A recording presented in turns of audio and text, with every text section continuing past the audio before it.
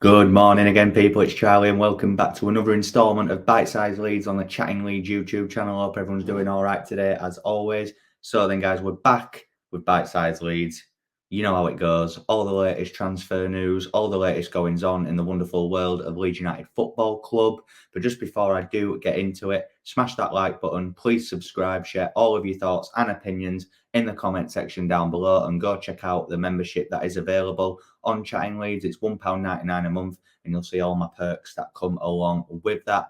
So let's get into the video.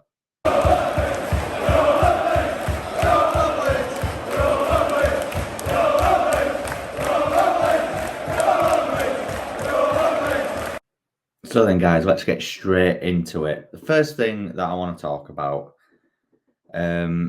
is basically just off the back of a tweet that I shared about the Huddersfield midfielder, LewisO'Brien.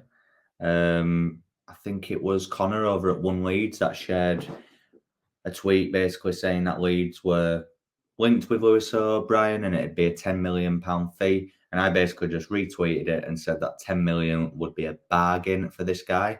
And it actually caused quite a lot of debate in the replies on that tweet. A lot of people I agreed with, but a lot of people I just did not agree with at all. Yeah, football is subjective. It's a game of opinions. But from what I've seen of LewisO'Brien, the potential that I believe he would have, whether it's at Leeds or at any other Premier League club, I think he's more than capable of making that step up. And there's people who are literally just judging him because he plays in the Championship, and they're comparing it to the fact that we're signing a Danish international for 10 million. So why are we signing a Championship player for 10 million? You're paying for the quality.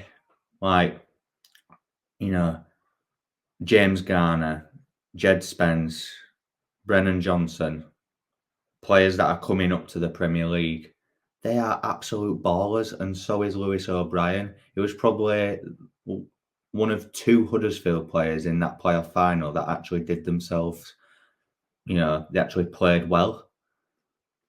I just don't get this narrative that, because he's in Championship, that means he ain't capable of it. Well, Calvin Phillips, Stuart Dallas, Patrick Bamford, players that were in the Championship, 2-3 years ago?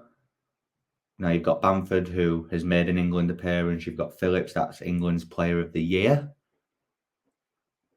But they're Championship players. Dallas is a Northern Ireland international. So there's proofs in the pudding, isn't it? Championship players can make the step up if they are good enough, and LewisO'Brien is good enough. If O'Brien is offered to Leeds United for £10 million, if I were Victor Orta, I'd snap their hand off.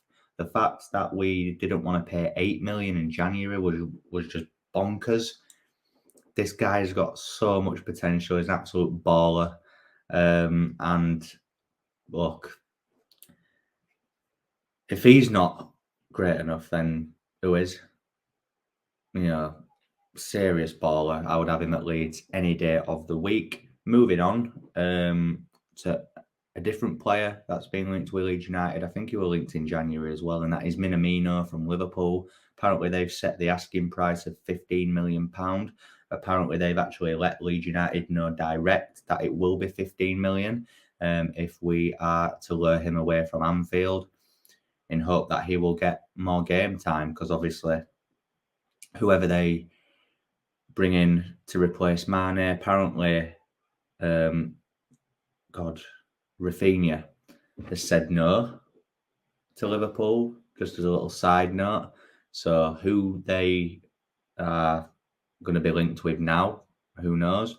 But whoever comes in, the point I'm making is that Minamino is not going to get much game time unless it's the Carabao Cup, FA Cup, or a less important Premier League game. But from what I've seen of him for Liverpool and his loan spell at Southampton, he does look a really tidy player. Again, from the Red Bull network. He knows Jesse Marsch. All these players that Leeds are linked with are players that Marsch has either worked with or that knows very well or is American. So I think we just need to get used to that now. I would like to see us branch out and have a look at players in Europe.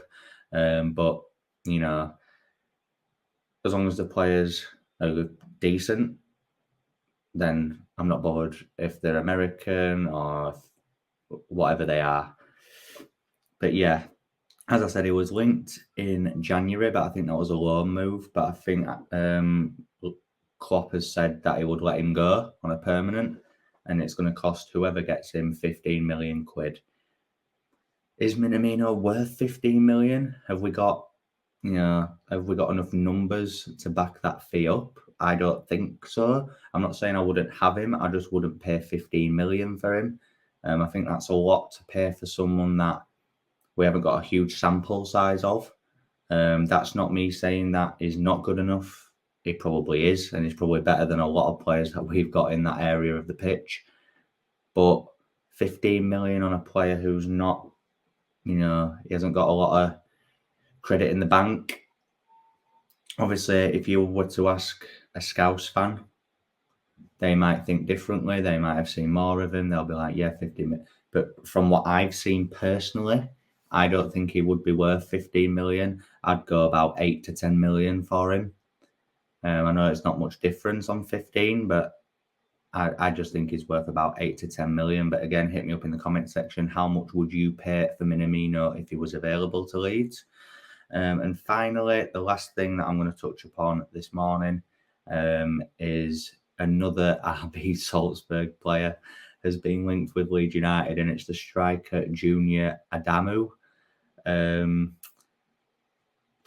If we sign this guy, it'll be 3 Salzburg players. Obviously, we've got Aronson, close to getting Christensen, and now Adamu.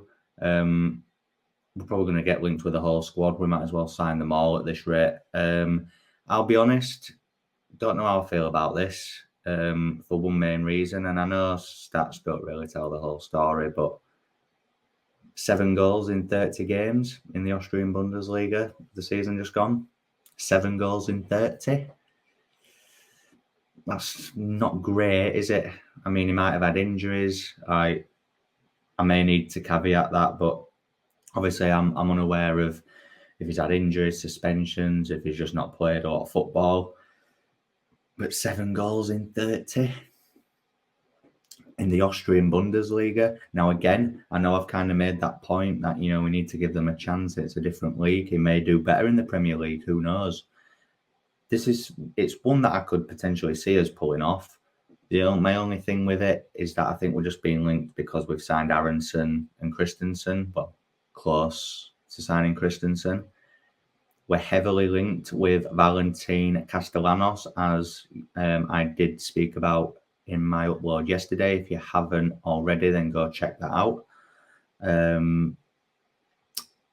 I think Castellanos is more likely at this moment in time than Adamu.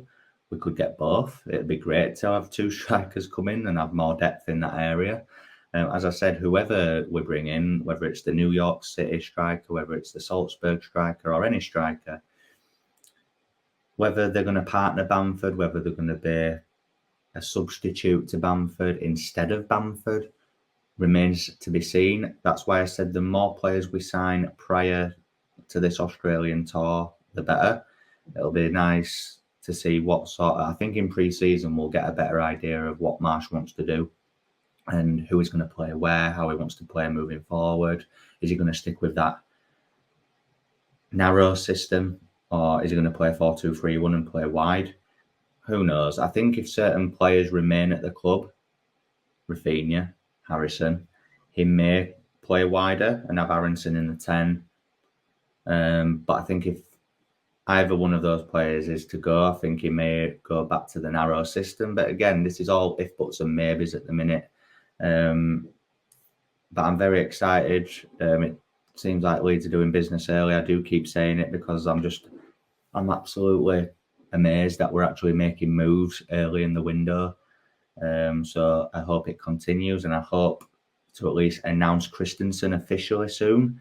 For some reason, that's taking a little bit of time. Hopefully by the end of the week, we'll have news on that one. Hopefully we can have news on a potential striker. Is a goalkeeper, being added as well? Who knows? I'm sure that we'll find out over the coming weeks, prior to pre-season and prior to the Premier League starting. But that brings us to the end of this episode of Bitesize Leeds, people. I hope you've enjoyed it. Smash that like button. Please subscribe. Share all of your thoughts and opinions in the comment section down below. And I'll see you again tomorrow morning at 8 o'clock. I'll see you then. Cheers.